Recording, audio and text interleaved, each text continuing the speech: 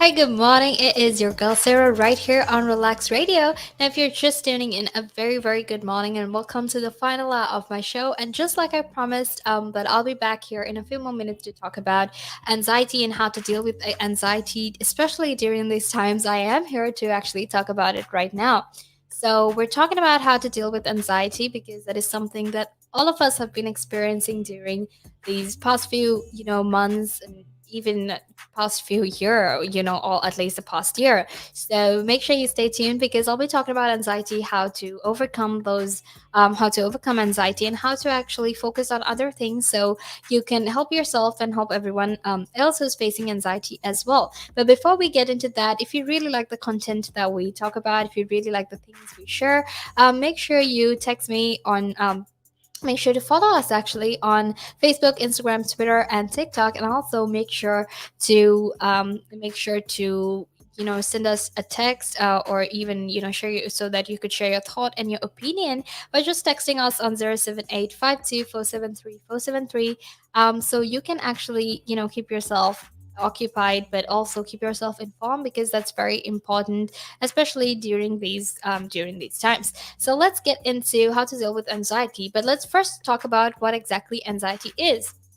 Now, to put it simply, anxiety is basically this feeling of unease, such as worry or fear, that could be sometimes mild or even severe, right? But the thing is, everyone has feelings of anxiety. We've all had feelings of anxiety at different points in our life, whether it was sitting for an exam, going for a job interview, or even something like a medical test, like when you were waiting for the results of a medical test that you did. So, anxiety at instances like that is completely common, a lot of people have worries, have a lot of unease when it comes to situations like that. But sometimes some other people actually find it very hard to control some of the worries they have because their feelings of anxiety are so much more constant and can often affect their daily lives. And this is constantly because you know they're constantly worried about that what they're going through. And they always tend to think that things might always end up wrong. Something might go wrong, and sometimes because of all those unknown things that are there, a lot of people out there actually have so much more worry, and they find it so much more harder to control their worries as well.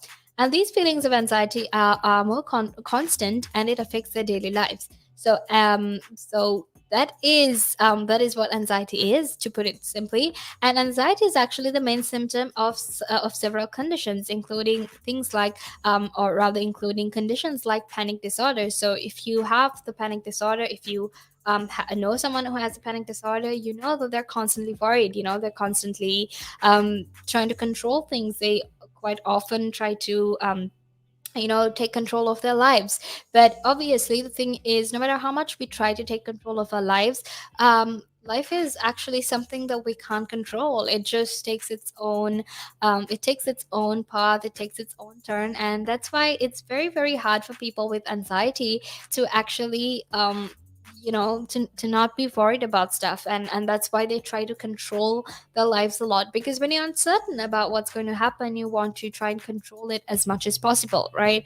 um so that's why these people are constantly in a state of anxiety. They're constantly worried, and they find it very hard to control their lives. So again, the phobias, different phobias such as agoraphobia or even claustrophobia actually is one of the main symptoms. Or anxiety is one of the main symptoms of different phobias as well. Now, when it comes to things like post-traumatic stress disorder or even social anxiety disorder, anxiety is the main symptom of these disorders as well. Now, PTSD is especially if is basically if you've been through a very traumatic situation, you're very you're constantly having these thoughts. You're getting scared, you're getting worried about things that have happened in your past, because it's very hard, especially if you're someone suffering with PTSD. If you're someone who has the post-traumatic stress disorder, it's very hard for them to sort of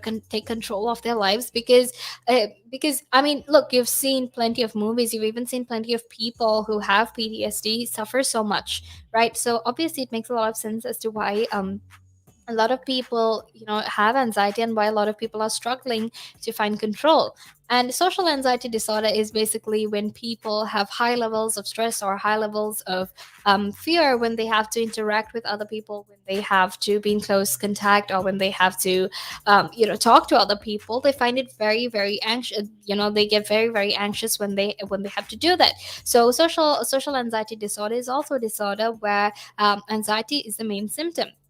And now I know that there are different types of anxieties, but today we'll actually discuss a specific form of anxiety called generalized anxiety disorder, which is also called GAD for short. So, generalized anxiety disorder is actually a long-term condition that causes you to feel anxious about a wide range of issues and situations, rather than one specific event. So, if you're someone with generalized anxiety disorder, you'll constantly be worried about almost everything that happens in your life, everything that happens on a day-to-day basis. Sometimes it can be small things, sometimes it can be big things, but you'll constantly be worried about pretty much everything that happens. And it's not just one thing that you're worried about, it's about multiple things. Say if it's your job, like, what if I don't wake up on time to get to my job? What if I don't wake up on time to work from home? What if I get fired? What if I don't complete the work? So they can have different concerns, they can have different worries. They can have different worries about it can be even the most minute things. It doesn't always have to be something big. So that is how people with generalized anxiety disorder, that's how they behave. So um people with generalized anxiety disorder also feel anxious most days, and often struggle to remember the last time they felt relaxed. Okay, and this is something that is very common, that because they're constantly worrying and they're constantly concerned about what is or what might happen, they actually haven't felt relaxed at all. Because it makes a lot of sense, right? When your mind is constantly thinking of all the things that could go wrong, when your mind is constantly has, or rather, when your mind constantly has negative thoughts, then you can't really relax, right? Because sometimes even in your sleep, you're thinking of everything that could go wrong. And it's very very scary. It like when it's very scary when you feel like your whole life is out of control, when you're trying to take control and you can't, because you're constantly worrying about so many different things. And I think one of the worst parts is, like, some of these people with generalized anxiety disorder, a lot of people who suffer with anxiety, actually, when you first look at them, they tend to be people who you think are like very chill. They have their stuff sorted. They know what they have to do, but like actually inside they're panicking because they don't know if it will go wrong. They don't know if things will get messed up, and they don't know if they'll have to face consequences. So there are different things like that they're constantly thinking about. And because of that, because their brains are overworking all the time and thinking of everything that could possibly go wrong, they find it very hard to actually remember the last time they felt relaxed. And as soon as one anxious thought is resolved, as soon as they try to get over one, or they somehow manage to control anxiety over one thing, another one may appear. So another, they could be anxious about something else. And the thing is, when people have anxiety, when they're constantly struggling with trying to be okay, with trying not to panic, and trying not to overwork their brains, it can get very hard, especially if you are a person who's struggling with anxiety. If you're how bad things have been for people with anxiety during a pandemic, because when it comes to a pandemic, there is a lot of uncertainties, even for normal people. And what I mean when I say that is people who don't have generalized anxiety, or people who don't have any health conditions like depression or bipolar disorder, or what I'm talking about. So if there are people, all the people who don't have these issues as well, they themselves are going through a rough time trying to adjust to all the uncertainty that's there in the world. They themselves are going through a really rough time trying to come to terms with how much of things have changed, right? But and that is just normal people. So imagine if you are someone that has generalized anxiety disorder, if you're someone that is constantly thinking of everything that could possibly go wrong, well, then obviously, that the pandemic has taken a very, very huge toll on them as well, because these people are, they're constantly worried about everything that happens in their lives, sometimes something small, sometimes something big. But now with the pandemic, this is an added burden to them as well. This is an additional fear that they have. How could our future change? How could things change for all of us?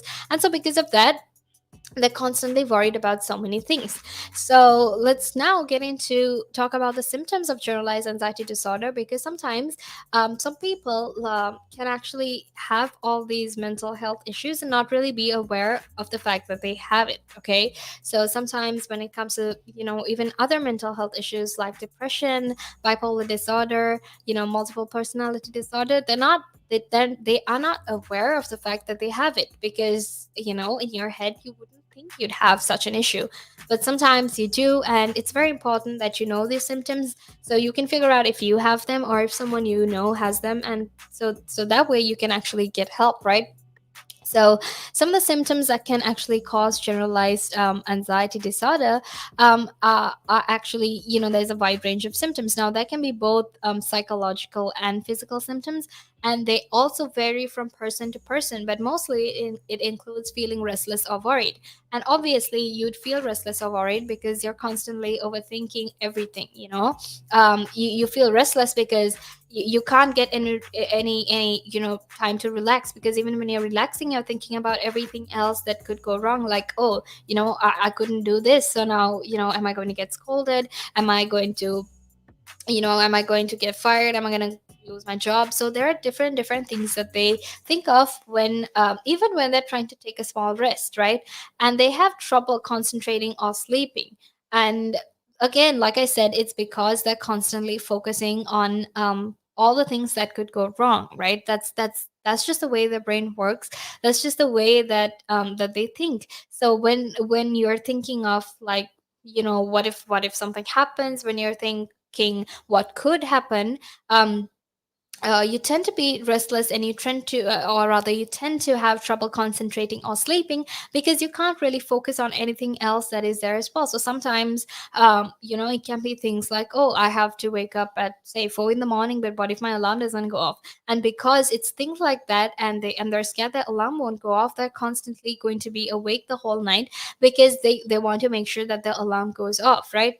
Now, another thing is dizziness or heart palpitations, something that dizziness or heart palpitations, because that is something that a lot of these people actually face. That they go through this a lot, and when they're dizzy or when they're having these heart palpitations, it's always important to check up on them, make sure they're okay, and they're not trying to they're not yeah they're not exerting any extra pressure on themselves. And I know that's easier said than done, especially when it comes to someone with anxiety. But you always need to make sure that if someone who's suffering with anxiety, if you are someone who's suffering with anxiety, that you always look out for yourself.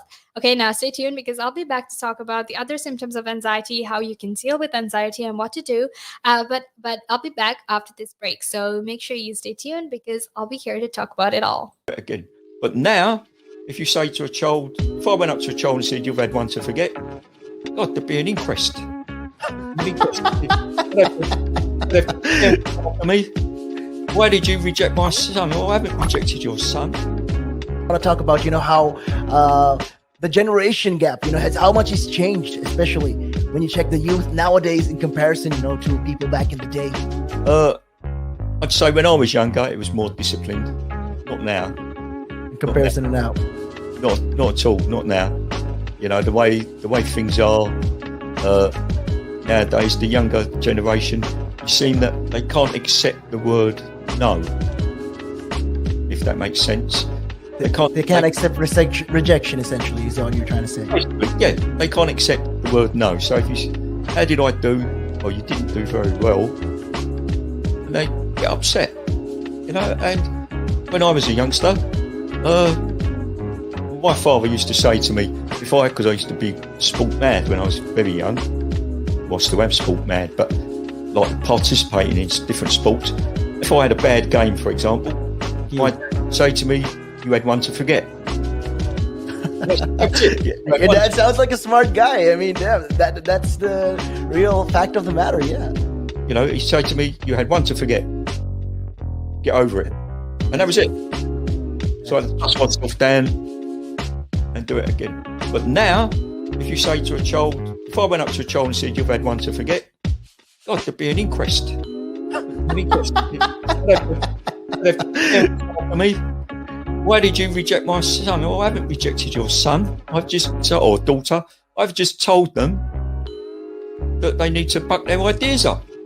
That's the truth right there. I mean, if you think about it, if you check the generations, like right now in the US as well, I've seen a lot of these things as well. In the UK, you get medals for participation. But what's the point?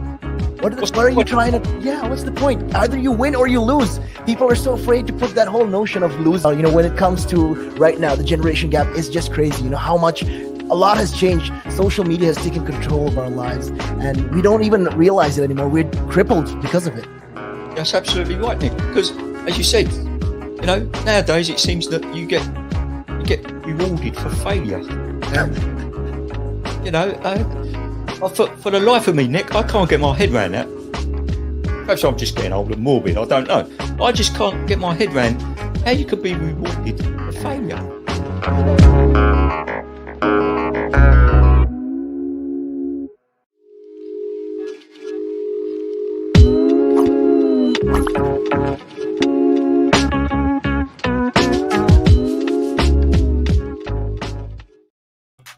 Hey, it's your girl Sarah right here on the Sunrise. A very, very good morning. If you're just tuning in, we were just talking about anxiety, especially because a lot of us are anxious. That is something that a lot of us are experiencing right now. So that is why we're actually talking about this topic. That's why we're having this conversation right now, because anxiety is something that all of us are going through. Anxiety is something we're all going through, but also especially in terms of people who actually have anxiety disorders, a lot of them are going through a lot of things. So that's why I thought we'll be talking about it right now. If you're just tuning in, you're with me, Sarah. You're right here on the Sunrise, and we're talking about anxiety, like I said before. And if you have any questions, if you have any thoughts, if you have anything that you would like to share with us, you can make sure you text me on 078 You can get in touch with me, and you can share your opinions and your thoughts, and even some tips that you can offer that might help people with anxiety. Now, I would love to hear from you, so make sure you do that. But also, while you're at it, make sure you follow us on our socials, which is Facebook, Instagram, Twitter, and TikTok. And make sure to download our app on your iOS and Android devices as well, because it's going to keep you informed, and there's nothing better than being informed, especially in these trying times. Okay, so let's get back to some of the symptoms that are there, especially when you have, and especially when you need to figure out whether you have anxiety or not. So one thing is actually being easily fatigued. You can be easily tired. You can be tired very easily because of anxiety. And another thing that you can actually feel is being being irritable, or something that you'll see in a lot of people with anxiety is the fact that that they might be irritated all the time. And that actually, if you actually think about it, it makes a lot of sense, because a lot of these people are constantly overthinking, which means that they barely get any rest. It means that their mind is always working, and it means that because their mind is always working, because they're trying so hard to take control of their lives, they're always tired and irritated because of the lack of rest, the lack of sleep that they have. And a very obvious common symptom of anxiety is you have trouble controlling your feelings of worry, which is something that a lot of people face because they can't necessarily control how many things they're worried about. They can't control the fact that sometimes their brains overthink and worry about every little thing. And you can also have muscle tension, which is a physical symptom of anxiety, where your muscles are always tensed because you're constantly in this you're thinking of everything that could go wrong, like, oh my gosh, like, I'm so stressed out, I'm so nervous, like, what if things go wrong, so your muscles could be tensed all the time as well because you're not relaxed. Now let's also talk about what exactly causes generalized anxiety disorder, right? Because we spoke about we spoke about everything, or rather, we spoke about the symptoms of anxiety. But now let's talk about what exactly causes generalized anxiety disorder. Now, the exact cause of the generalized anxiety disorder is not fully understood, but scientists believe, and evidence actually shows, that there is actually a combination of factors that play a role. And some of them may actually include overactivity in areas of the brain that is involved in emotions and behavior. Now, obviously, that is something that's very obvious to anyone. The fact that people with anxiety, or people who get anxiety, have a lot of overactivity in the areas of their brains that are involved when it comes to emotions and behavior. Now, that's why they're anxious, right? Because their brains are constantly overworking themselves. Their brains are constantly thinking of everything that could go wrong. So this is a cause of this is a cause of anxiety.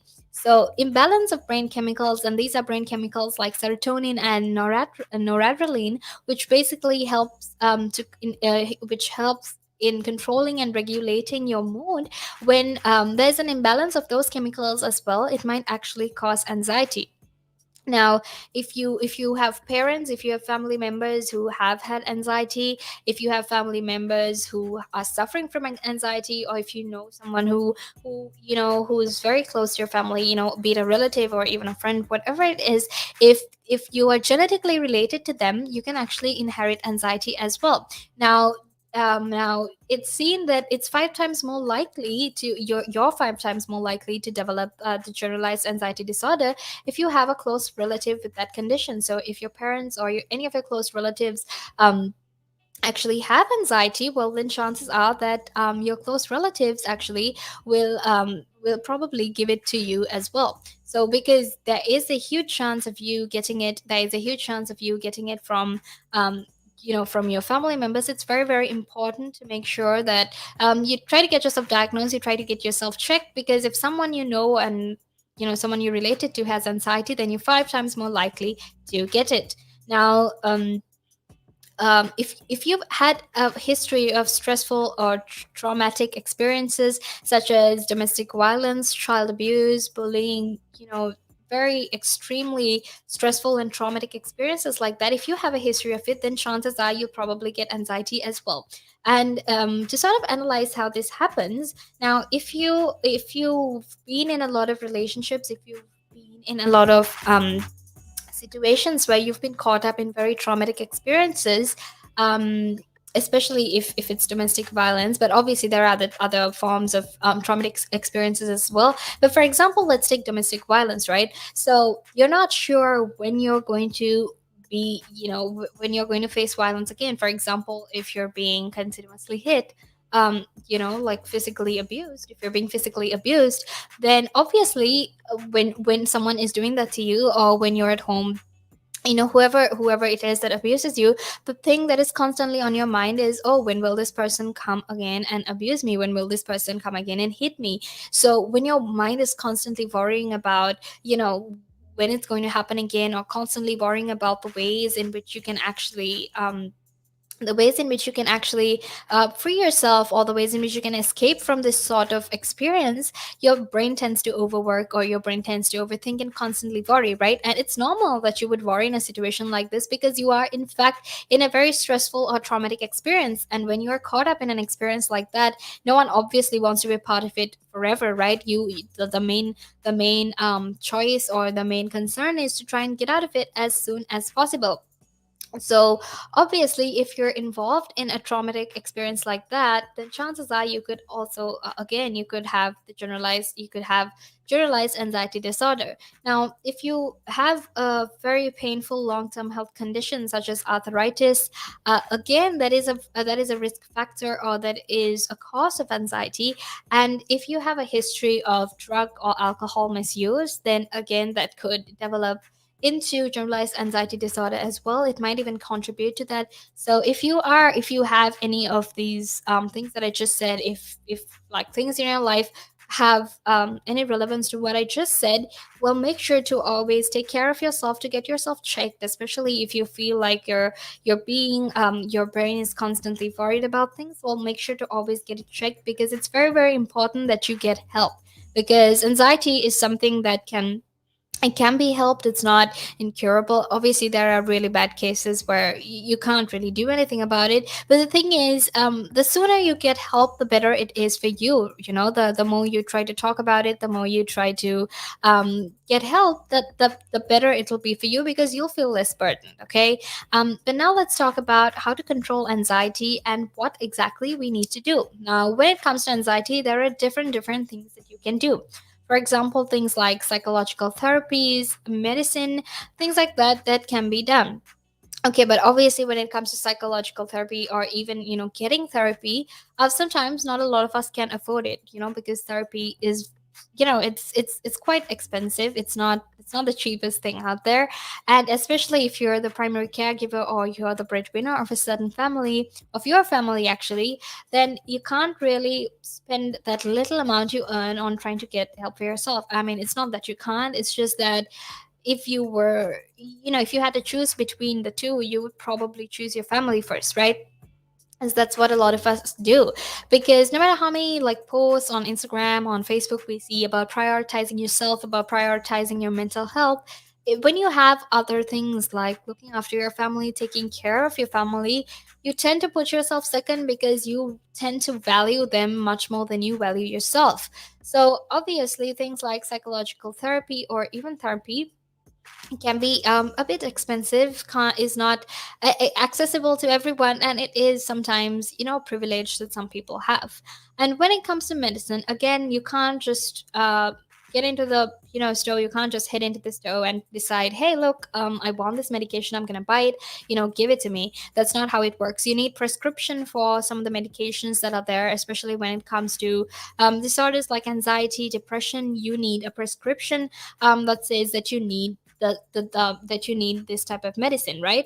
And because there is that kind of thing that is said, because you need a prescription rather, it's very very hard to actually find the time to go to the doctor, tell them about your disease, and try to get help, right? So obviously, because it's sometimes hard, we tend to find other ways to do it, right? But here are some ways you can actually help yourself. But also, it doesn't mean that you can't get therapy, or you can't get medicine, right? If you can afford it, if you're in a position to actually get it, well, get it, because that is going to be so very helpful as well. And it's definitely going to help you if you're someone who's constantly overthinking, if you're someone who's constantly tired, and you're trying to take control of your life. Okay, because the thing is, when you don't get help for some of these things we face, it actually ends up making life so much more miserable for us, right? Because no one wants to be constantly worried, no one wants to constantly think about what could go wrong. So make sure to always get help when you can. Make sure to get help if you can, and don't always, say no, or don't try to not get help because you don't want to, because you're putting everyone else first as well. If you're in the position to get help, then do that. Now, like I said earlier, if you also feel like you have some of these symptoms that I was talking about, if you've had some of the causes of anxiety in your life, way before you started realizing these things, well, make sure to talk to someone about it. Make sure to keep yourself safe, to get yourself checked, because it's not bad, it doesn't hurt for you to go get yourself checked. Because if you do have if there is something wrong with you, then you can always get help, and that help is so much better than you constantly making yourself miserable, making life hard for yourself. Because when you have anxiety, you're always thinking of what kind of way you're hurting other people, what kind of ways you're hurting yourself. There are so many different things. So if you have any of these symptoms, make sure you get help. And if you know any friends, if you have any friends who have these symptoms but aren't aware of the fact that they might be having anxiety, well, tell them that hey, maybe you might be having this. Maybe it's always good for you to go get yourself checked, right? So make sure you do that. But stay tuned, because I'll be back in a few more minutes to give you some tips on how to control anxiety. But right now we're going to head into a little break, but make sure you stay tuned. One of the easiest ways to increase your net worth is to ensure that you have higher cash flows. And one of the easiest ways to do that is to not buy things on hire purchase, not buy things over months and months because you can't afford them now, but you want it. It's kind of that delayed gratification. Rather than buy that couch, that car, that stereo, that computer, whatever item, and pay it off over 12, 24, 36 months at an interest rate, rather invest that money, make do with what you've got, and then after 12, 24, 36 months, take the money that you've now invested and buy that good. An asset could be anything that appreciates or reduces a tax bill. So it could still be a liability, but it reduces their tax bill. And I'm not going to go into the technicalities because that's out of our remit here. However, for our use or our purpose, what we are talking for the listeners here is I would put this definition of an asset forward. An asset is anything that increases your income. Anything. Now, there's a lot of conversation around who pays more taxes, if it is the rich or if it is the poor, right?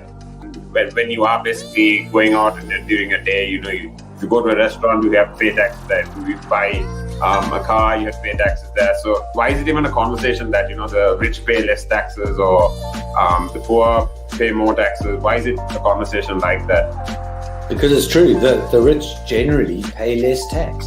A rich person walks into a Tesco's or a Sainsbury's, they're not going to get a different bill than another person, right? They're still going to pay the same VAT on those goods. They're still going to pay the same thing. So that's all the same. However, the differences come in if you can pay yourself from your own company, you can structure it in a way that you pay less income tax through paying a bit of salary, paying dividends and so forth, and then also deferring income.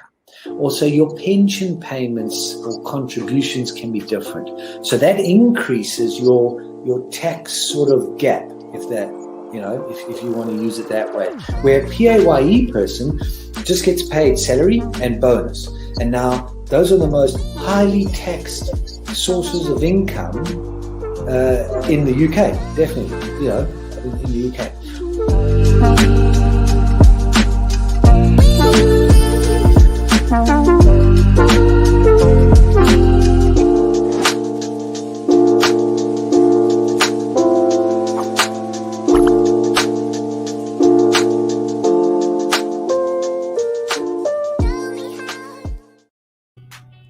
Welcome to Relax Radio. You tuned into The Sunrise with your girl Sarah, and we're talking about anxiety. We're talking about ways in which we can deal with anxiety. So I'm super excited to be here, and welcome to the final few minutes of my show. Now, if you're just tuning in, we were talking about anxiety, and we were talking about different ways or the tips, or I was actually giving you tips regarding or tips on how to deal with anxiety, right? And if you like some of the content that we're talking about, make sure you follow us on our socials, which is Facebook, Instagram, and social media. Facebook, Instagram, Twitter, and TikTok. And also make sure you download our app because that's going to always, help you stay informed. That's going to keep you informed. So make sure you do that as well. And something else, obviously, that you can do to make sure you're informed, that you're always the first to know about our content, is actually downloading our app on your iOS or your Apple device, or your iOS or your Android device. So make sure you do that because that will help you stay updated. Now let's actually look at some of the a few coping strategies or some tips on how to deal with anxiety. Now, the first thing actually is you need to take a time out. And I know it's easier said than done when your brain is constantly focusing about everything else that could go wrong. Always try to find a time where you can you can relax. And when you're relaxing, you can do something like practicing yoga or even listening to music. Things like meditating, getting a massage, or even learning a relaxation technique. Now, I've actually found listening to music very helpful because you tend to focus on the music instead of all the things that your brain is saying. So I would always listen to music, but I would also try to do other things like watch a movie, something that distracts you. Like, for example, if you have anxiety but you still love watching movies, you can sit through a movie and that will probably help you relax as well, because you're not constantly thinking of everything that could possibly go wrong. Another thing you can do is actually to eat well balanced meals. Do not skip meals, and do not and do have healthy energy boosting snacks on hand, because it's very important that you eat well balanced meals, because the more you eat junk food, the more you eat meals that are not healthy, chances are it's not really going to help you, because you're going to have a lot of other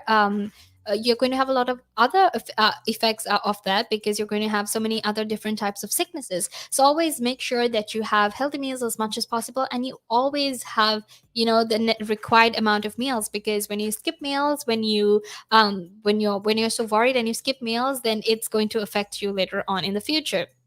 And another thing is to actually limit your intake of alcohol and caffeine, because that can actually aggravate anxiety and trigger panic attacks. Now, obviously, because we're constantly in a rush and we're trying to stay awake, we tend to take caffeine, and we tend to sometimes to let go of all these worries we have. We tend to drink alcohol, but the thing is, when you do that, it aggravates your anxiety. It actually makes it much much worse, and it triggers panic attacks. And going through panic attacks, having panic attacks, experiencing them is actually very hard, because you start hyperventilating, you start freaking out, and panic attacks are very very scary. So obviously we don't want things to get as bad as that. So it's very important that you stay away from alcohol and caffeine. And like I said earlier, try to get as much sleep as possible, because like I said, sleep is very important. Sleep helps you it helps you get relaxed. It helps you keep your stress at bay, and it also gives you the additional sleep and rest that you need, because your body obviously needs energy to work on. And if you're not sleeping properly, if you're not getting that energy you need, then obviously your body is going to find it very hard to function. And another thing you can do is to exercise daily. And I mean, this doesn't and when I say exercise daily, it doesn't have to be huge, like intensive workouts. It doesn't have to be like 25 burpees and 40 crunches and I don't know, 35 squats. I don't know, but you know what I mean. It doesn't have to be intensive workouts. It can be something small. It can be like lifting a few weights, doing a few squats, doing some yoga, running a bit. It doesn't have to be intensive workouts as well. And something that has really helped me is taking deep breaths, especially when I'm really overthinking about something. I tend to just take a minute and take some deep breaths. And another thing that has helped me actually is trying to imagine every possible outcome. Because look, if you're someone with anxiety and your brain is thinking of all the different ways in which things could go wrong, then it would definitely help for you to imagine all the possible circumstances in which things could go wrong and how you would react to them if it does happen that way, right? Because if this happens, this is how I'm going to react. So this is how I will take control of it. So because of things like that, because of things like that which you can do, it will actually help to maintain your anxiety. Now, another thing to keep in mind is to always how do I put this? It's always to make sure that you keep doing your best. Don't ever give up on yourself. Don't ever give up. Don't think that just because things didn't work out the way you wanted it to, that you're a bad person or you've completely failed. Because as much as we all aim for perfection, perfection sometimes, aiming for perfection sometimes makes things very hard, because we all know you can't be perfect at anything. Like, it's impossible to be perfect. Like, that's why we're human. So always just remember that whatever you're doing, just to do your best in whatever you can, and don't ever let it get to you the fact that things didn't work out the way you wanted it to.